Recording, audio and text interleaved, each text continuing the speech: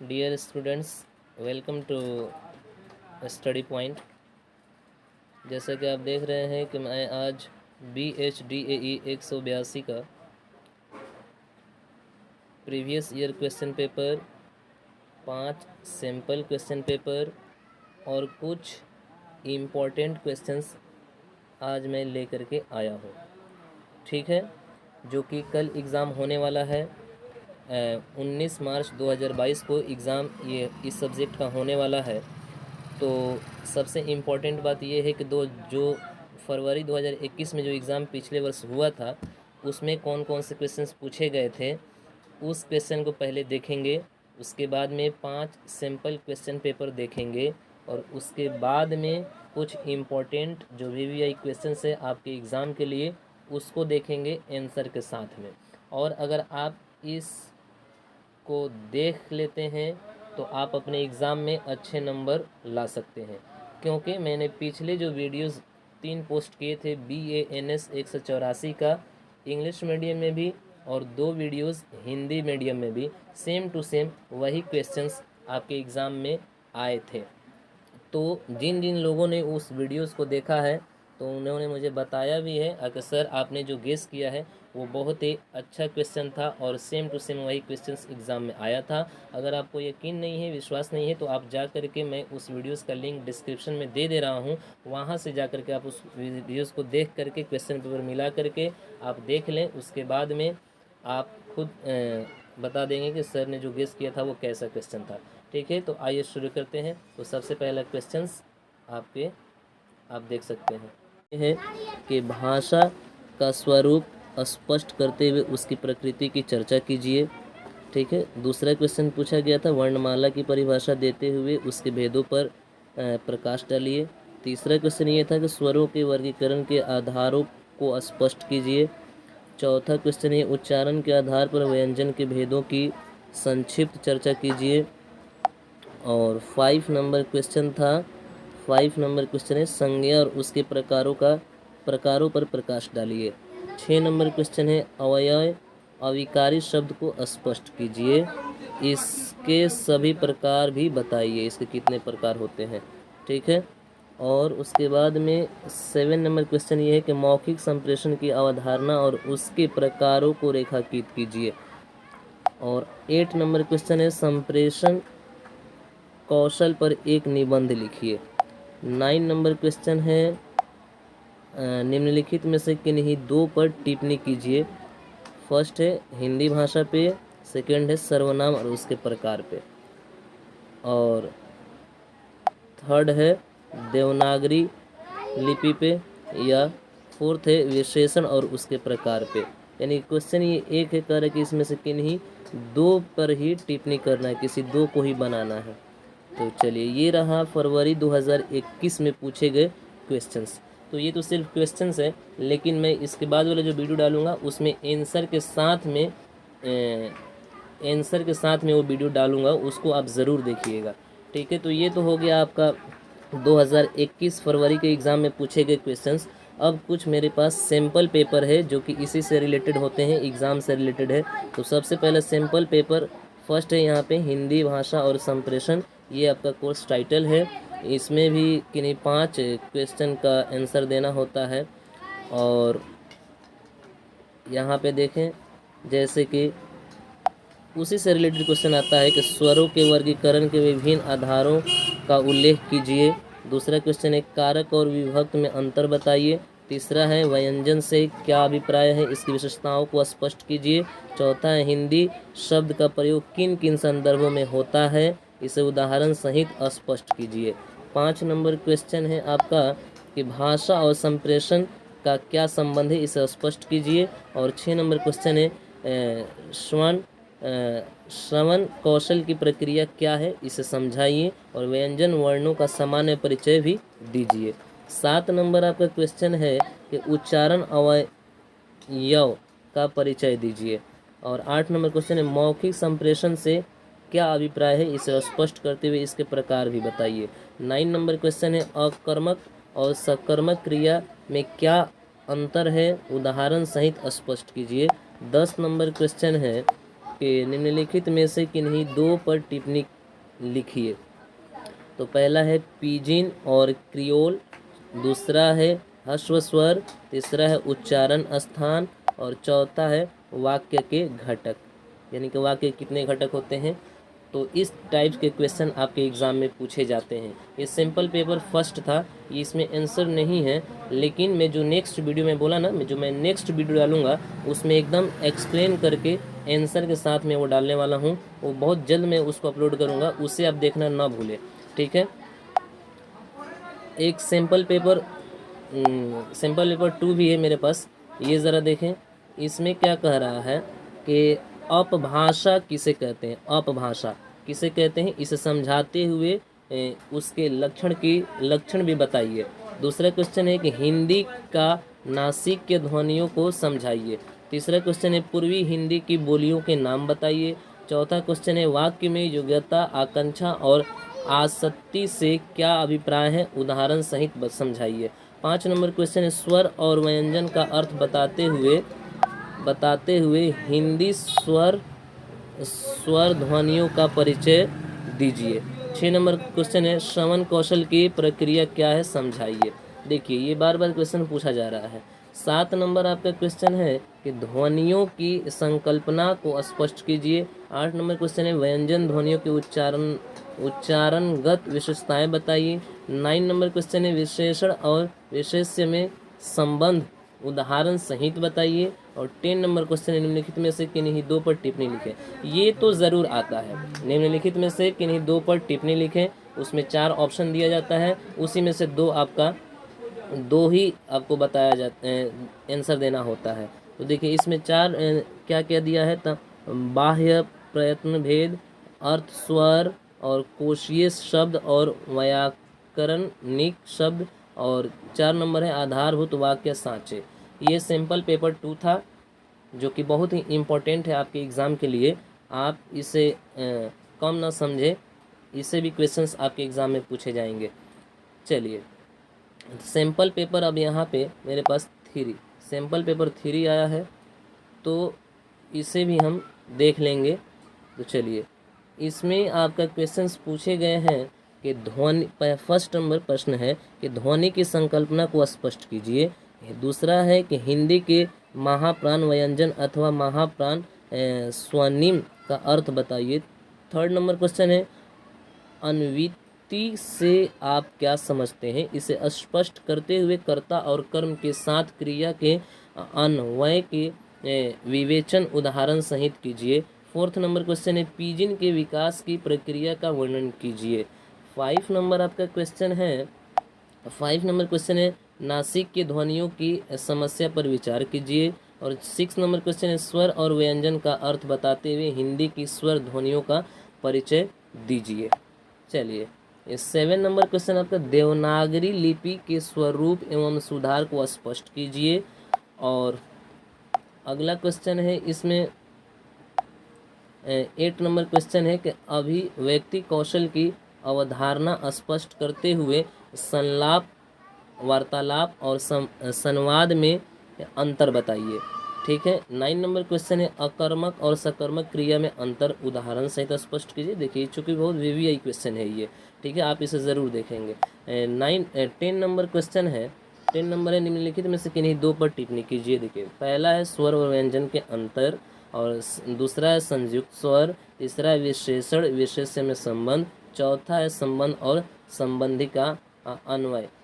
ठीक है, तो ये सैम्पल पेपर 3 था मेरे पास। इसी वीडियो में मैं आगे कुछ इम्पोर्टेंट क्वेश्चंस जो हैं, जो कि आंसर के साथ में हैं, वो भी इसी वीडियो में है। आगे आप इस वीडियो के साथ बने रहें, और वो बहुत ही इम्पोर्टेंट क्वेश्चन है, और उसमें कुछ इस जो सैम्पल पेपर मैं दिखा रहा हूँ इसमें से भी कुछ क्वेश्चन का आंसर उसमें ऐड किया गया है। तो उसे आप ज़रूर देखें, इस वीडियो के लास्ट तक बने रहें आप, बहुत ही इम्पोर्टेंट होने वाला है ये आपके एग्ज़ाम के लिए। तो अगला देखिए, अब सैम्पल पेपर मेरे पास यहाँ पे 4 है, सैम्पल पेपर 4। ठीक, तो आप देखें इसमें क्या पूछा गया है क्वेश्चन। फर्स्ट नंबर क्वेश्चन है समुच्चय बोधक अवयव से क्या अभिप्राय है, उदाहरण से समझाइए। प्रश्न नंबर 2 है वाचन किसे कहते हैं, इसे स्पष्ट करते हुए पठन और वाचन में अंतर बताइए। थर्ड नंबर क्वेश्चन है हिंदी में स्वरों का वर्गीकरण किन आधारों पर किया जाता है। फोर्थ नंबर क्वेश्चन है संप्रेषण कौशल के लिए कौन कौन से निर्धारक तत्व हैं जो संप्रेषण के लिए महत्वपूर्ण है। बहुत ही इंपॉर्टेंट क्वेश्चन है ये 4 नंबर जो क्वेश्चन है ये बहुत ही इंपॉर्टेंट क्वेश्चन है। और 5 नंबर देखिए शाब्दिक तथा अशाब्दिक संप्रेषण की परस्पर क्रिया पर प्रकाश डालिए। 6 नंबर क्वेश्चन है हिंदी की नव विकसित व्यंजन ध्वनियों पर विचार कीजिए। ठीक है, अगला है क्वेश्चन कि रचना के आधार पर वाक्य के प्रकार बताइए और इस उदाहरण से भी समझाइए। अगला 8 नंबर क्वेश्चन है प्रेरणार्थक क्रिया से क्या अभिप्राय है, उदाहरण सहित स्पष्ट कीजिए। 9 नंबर क्वेश्चन है देवनागरी लिपि के इतिहास पर चर्चा कीजिए। 10 नंबर आपका क्वेश्चन मैं बार बार कह रहा हूँ कि इसी तरीके से ये क्वेश्चन पूछे जाएंगे 10 नंबर में कि निम्नलिखित में से किन्हीं दो पर टिप्पणी लिखे, दो का ही आंसर दीजिए। तो इसमें देखिए 4 ऑप्शन दिया है। फर्स्ट है भाषा के अभिलक्षण, सेकेंड है आ ई के उच्चारण स्थान, और थर्ड है हिंदी वर्ण व्यवस्था, फोर्थ है वाक्य में पदक्रम का महत्व। तो ये सैंपल पेपर 4 था। अब लास्ट सैंपल पेपर मेरे पास 5 बच गया है, इसको भी आप देख ले, ये भी इम्पोर्टेंट है। ठीक, ये भी इम्पोर्टेंट है, तो आप इसे भी देखें। और इसमें देखते हैं फर्स्ट में कौन सा क्वेश्चन पूछा गया है। तो इसमें फर्स्ट नंबर क्वेश्चन है वर्ण को परिभाषित करते हुए स्वर व व्यंजन वर्णों की विशेषता बताइए। सेकंड नंबर क्वेश्चन है व्यंजन के अर्थ और प्रकारों को विस्तार से समझाइए। थर्ड नंबर क्वेश्चन है आंगिक संप्रेषण की प्रमुख बातों का उल्लेख कीजिए। फोर्थ नंबर क्वेश्चन है संप्रेषण कौशल के लिए कौन कौन से निर्धारक तत्व हैं जो संप्रेषण के लिए महत्वपूर्ण है। बहुत ही इंपॉर्टेंट क्वेश्चन है 4 नंबर। चलिए 5 नंबर इसमें क्वेश्चन है कि प्राणत्व के आधार पर व्यंजनों का वर्गीकरण कीजिए। 6 नंबर क्वेश्चन है कि क्रिया और उसके प्रकारों को समझाइए। ठीक है, मैं बता दूं कि इसमें ग्रामेटिकल क्वेश्चन ज़्यादा पूछे जाते हैं। ठीक है, अगला क्वेश्चन इसमें पूछा गया है कि 20वीं शताब्दी में हिंदी का क्या स्वरूप रहा। ठीक है, 8 नंबर क्वेश्चन है अर्थ के आधार पर वाक्य के कितने भेद होते हैं, उदाहरण सहित स्पष्ट कीजिए। 9 नंबर क्वेश्चन है शिक्षार्थी की मौखिक अभिव्यक्ति कौशल के विकास हेतु कौन सी विधियां सहायता हो सकती हैं। 10 नंबर क्वेश्चन है निम्नलिखित में से किन्हीं दो पर टिप्पणी लिखिए। किन्हीं दो पर टिप्पणी लिखना है। पहला है ऑप्शन है हिंदी के वर्ग, सेकेंड है अलोप, थर्ड है शब्द और पद के अंतर, और फोर्थ है इसमें भाषिक संप्रेषण और आंगिक संप्रेषण का संबंध। चलिए यहाँ तक तो ये आपका सैंपल पेपर था और प्रीवियस ईयर जो फरवरी में एग्ज़ाम हुए थे वो वाले क्वेश्चन थे।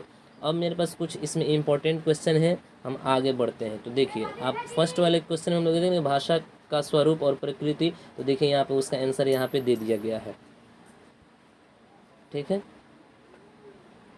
यहाँ पे देखिए भाषा का स्वरूप और प्रकृति, ये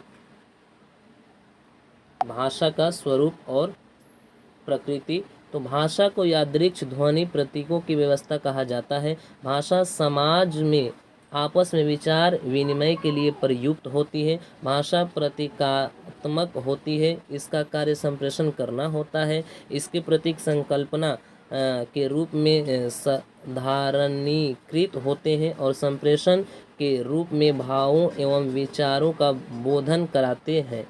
ठीक है, इस तरीके से इसमें इसका आंसर दे दिया गया है। आप इसे अच्छे से देख लेंगे और इसका स्क्रीनशॉट लेकर के आप अपना काम चला सकते हैं। ठीक है, या पीडीएफ के लिए डिस्क्रिप्शन में मैं एक व्हाट्सएप नंबर दे दूंगा, उस पर आप अपना नेम और अपना एड्रेस लिख करके और ये कोर्स कोड लिख करके आप सेंड करेंगे तो आपको वो बिल्कुल फ्री ऑफ कॉस्ट आपको वो पीडीएफ सेंड कर दिया जाएगा। चलिए उसका आंसर यहाँ तक भी है, इधर जो इस साइड में इधर बना हुआ है ये वाला, इस वाले लाइन में उसका और आंसर है। ठीक है, उसके बाद में ये देखिए उसी का भी आंसर चल रहा है यहाँ पे अभी तक ये उसी का आंसर यहाँ पे चल रहा है। यहाँ पे प्रतीकों की व्यवस्था, समाज और प्रतीक का संबंध उसी में है। ठीक है, चलिए इसमें उसके बाद में देखिए यहाँ पे एक क्वेश्चन भाषा के विविध रूप, चूँकि ये बहुत ही इम्पोर्टेंट है। भाषा के विविध रूप ये आपके जो है बहुत इम्पोर्टेंट है। मैं बता दूं कि भाषा के विविध रूप में बहुत सारे आधार पे, यानी कि 6-7 आधार हैं, उसी पे भाषा के विविध रूप को डिवाइड किया गया है, वर्गीकृत किया गया है। ठीक है, तो देखिए आप सबसे पहले दिया भौगोलिक या क्षेत्रीयता के आधार पर भाषा के विविध रूप। तो इसके आधार पर कितने हैं, तो आप यहाँ पे देख सकते हैं। यहाँ पे आप ये देख सकते हैं कि व्यक्ति बोली, दूसरा है स्थानीय बोली, तीसरा है उप बोली, चौथा है बोली। इस तरीके से आप देख सकते हैं। तो जैसे आप देख रहे हैं कि मैंने बताया कि व्यक्ति बोली, दूसरा है स्थानीय बोली, तीसरा है उप बोली, चौथा है बोली और पांचवा है उपभाषा, छठा है भाषा। अब देखिए इतना तो मैंने बताया किसके आधार पे जी, तो भौगोलिक या क्षेत्रीयता के आधार पे। दूसरा है प्रयोग के आधार पे। ठीक है, दूसरा है प्रयोग के आधार पे। तो इसके आधार पे हम देखेंगे, यहाँ पे देखिए पहला है सामान्य बोलचाल की भाषा, दूसरा है साहित्य दूसरा है साहित्यिक भाषा, तीसरा है व्यावसायिक भाषा, चौथा है कार्यालयी भाषा, पांचवा है राजभाषा और आपका यहाँ पे छठा है राष्ट्रभाषा, पांचवा है गुप्त भाषा। ठीक है, और उसके बाद में आप देखें यहाँ पे मृत भाषा। और ये तो हो गया आपका किसके आधार पर, तो प्रयोग के आधार पर। ये किसके आधार पर हो गया, प्रयोग के आधार पे। अब आइए देखते हैं निर्माण के आधार पर जो भाषा है ये कितने प्रकार के होते हैं। तो देखिए फर्स्ट है सहज भाषा, कृत्रिम भाषा, और कृत्रिम भाषा में भी दो इसमें है, सामान्य कृत्रिम भाषा, गुप्त कृत्रिम भाषा। ठीक है, ये तो हो गया आपका निर्माण के आधार पे। और उसका बाद में हम देखेंगे कि मानकता के आधार पर भाषा के प्रकार। तो मानकता के आधार पर मानक का या परिनिष्ठित भाषा, दूसरा है मानकेतर भाषा, तीसरा है अमानक भाषा, अब अमानक भाषा में ही ये आया है उपभाषा। ठीक है, चलिए अगला है इसमें प्रकार के आधार पर भाषा के कितने प्रकार होते हैं। तो संपूरक भाषा, परिपूरक भाषा, सहायक भाषा। ठीक है, आगे बढ़ते हैं। उसके बाद में आया है यहाँ पे समतुल्य भाषा, ये हो गया। अब देखिए ऐतिहासिकता के आधार पर भाषा के कितने प्रकार होते हैं। तो मूल या उद्गम भाषा, प्राचीन भाषा, मध्यकालीन भाषा, आधुनिक भाषा। इन सब का डिफिनेशन इसमें दिया गया है, आप इसे गौर से पढ़ लेंगे।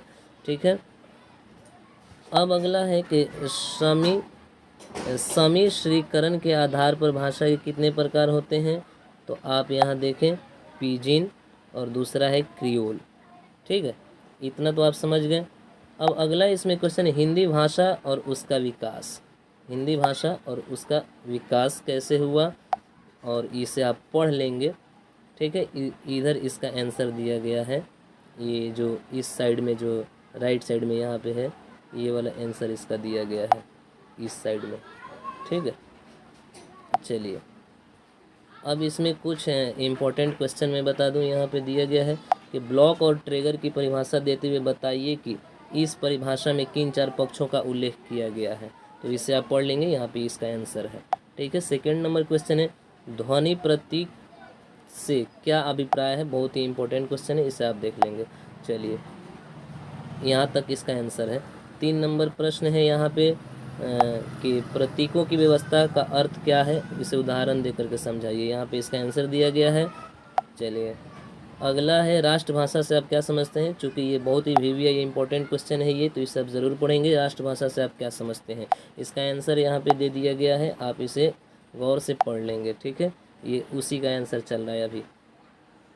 ठीक है, अगला क्वेश्चन ये है, इसमें अगला क्वेश्चन है कि भारत की उन 5 भाषाओं के नाम बताइए जिन्हें आधुनिक भाषा कहा जाता है। तो देखिए आधुनिक काल में प्रयोग होने वाली भाषाएं आधुनिक भाषा कहलाती हैं, जैसे कि हिंदी, मराठी, बंगला, अंग्रेजी, फ्रेंच। भारत की विभिन्न भाषाओं में हिंदी, मराठी, बंगला, तमिल और गुजराती भाषाओं को आधुनिक भाषाएं भी कहा जाता है। ठीक है, ये 8 नंबर क्वेश्चन था, इसको आप देख लेंगे। अगला है क्वेश्चन कि हिंदी की कितनी मुख्य बोलियाँ हैं, इनके नाम बताइए।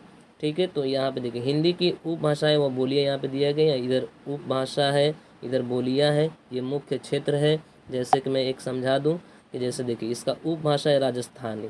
राजस्थानी एक भाषा होता है और इसमें कौन कौन सी बोली आती है, तो मारवाड़ी आती है, राजस्थानी आती है, जयपुरी आती है, ढूंढानी आती है जो कि पूर्वी राजस्थान में बोली जाती है, मेवाती आती है जो कि उत्तरी राजस्थान में बोली जाती है, मालवी है जो कि दक्षिणी राजस्थानी भाषा है ये, और इसका मुख्य क्षेत्र क्या है, तो राजस्थान है।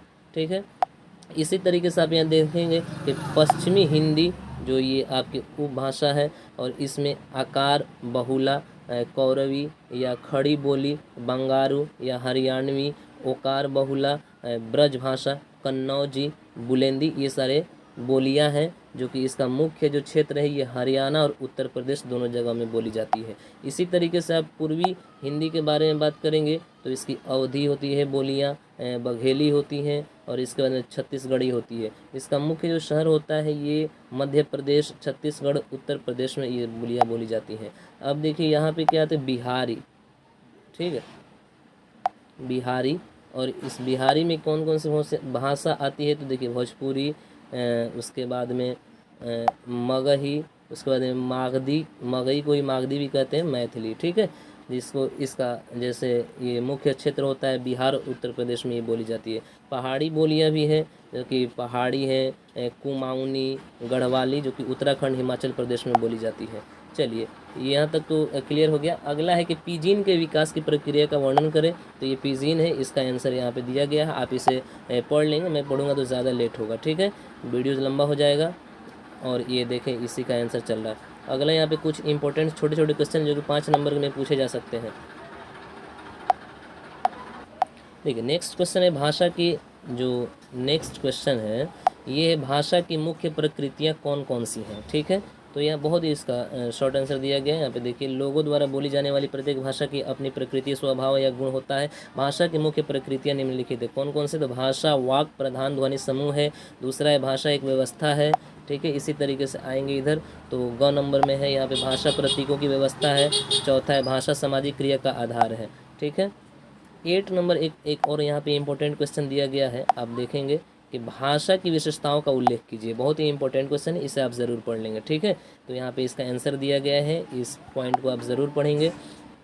और यहाँ पे देखिए अब यहाँ पे एक और क्वेश्चन दिया गया है कि भाषा के मुख्य प्रकार कौन कौन से हैं।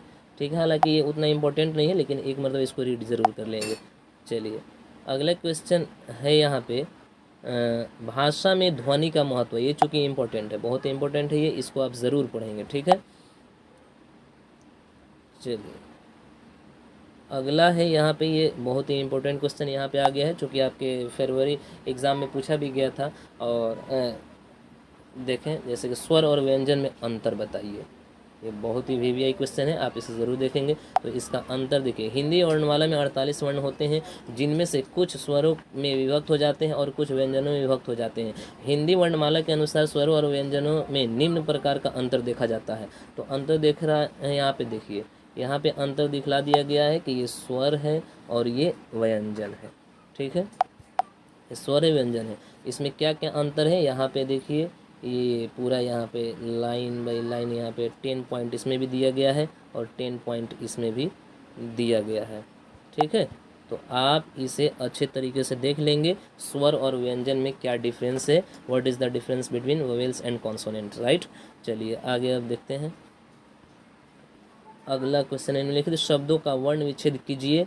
ये वर्ण विच्छेद कीजिए, जैसे कि कमल है, भारतीय वैज्ञानिक है, उपयुक्त, स्वास्थ्य है, धृत, राष्ट्र है, सामान्य, संप्रदाय, मनोविनोपा। ऐसे ये इसको क्या कर देना है कि वर्ण विच्छेद करना है। ठीक है, संधि विच्छेद इसको आम भाषा में कहते हैं। जैसे देखिए यहाँ पे सबका संधि विच्छेद कर दिया गया है, वर्ण विच्छेद कर दिया गया है। चलिए ओके, अगला यहाँ पे क्वेश्चन है यहाँ पे कि अनुस्वार और विसर्ग की गणना व्यंजन के अंतर्गत क्यों होती है। तो देखिए अनुस्वार और विसर्ग की गणना व्यंजनों में की जाती है क्योंकि इनके उच्चारण में भी स्वर इनके पहले और दूसरे व्यंजनों के बाद में आता है। ठीक है, अगला क्वेश्चन है कि अंतस्थ, ऊष्म और संयुक्त व्यंजनों का उल्लेख कीजिए। अंतस्थ यहाँ पे देखिए आंसर दिया, ये निम्नलिखित 4 प्रकार चार होते हैं कौन कौन, तो य र ल व, ये अंतस्थ होते हैं, ठीक है, ये अंदर से बोले जाते हैं। इनके उच्चारण में घर्षण के उत्पन्न वायु का निष्कासन होता है, इसलिए इनको ऊष्म व्यंजन माना जाता है। ये निम्नलिखित चार हैं, श स स ह, ठीक है। संयुक्त व्यंजन कौन से हैं, तो वैसे तो जहाँ भी दो अथवा दो से अधिक व्यंजन मिल जाते हैं वो संयुक्त व्यंजन कहलाते हैं, किंतु देवनागरी लिपि में संयोग के बाद रूप परिवर्तन हो जाने के कारण इन तीन को गिनाया गया है। ये दो दो व्यंजनों से मिलकर बने हैं, जैसे अक्ष, इसमें अक्ष कैसे बना है, तो क श मिल करके बन गया है अक्ष। ज्ञ क्या किस किस चीज़ से मिलकर बना है, तो ज और य से मिलकर के बना है। त्र किस चीज़ से बना है जी, तो त और र से मिलकर के बन गया है, ठीक है। इस तरीके से आप इसका आंसर देख लेंगे। बस यही था, यहाँ पे क्वेश्चन यहाँ पे समाप्त होता है। फिर मैं अगले नेक्स्ट वीडियो में कुछ इंपॉर्टेंट क्वेश्चन लेकर के आऊँगा आंसर के साथ में, उसे आप ज़रूर देखें और ये आप गौर से पढ़ेंगे तो आपका एग्ज़ाम और अच्छा से जाएगा। और इसका आप स्क्रीनशॉट ले सकते हैं या PDF ले सकते हैं। व्हाट्सएप का नंबर उसमें दे दिया गया है डिस्क्रिप्शन में, वहाँ से जा कर के आप अपना नेम और अपना एड्रेस और जो कोर्स कोड होता है उसका आप सेंड करेंगे तो यहाँ से PDF फ्री ऑफ कॉस्ट में आपको दे दिया जाएगा। और अभी तक हमारे चैनल को आपने सब्सक्राइब नहीं किया है तो आप, अगर आपको अच्छा लगे तो सब्सक्राइब करें, वरना कोई बात नहीं है, राइट। तब तक के लिए धन्यवाद, शुक्रिया, thanks for watching this videos.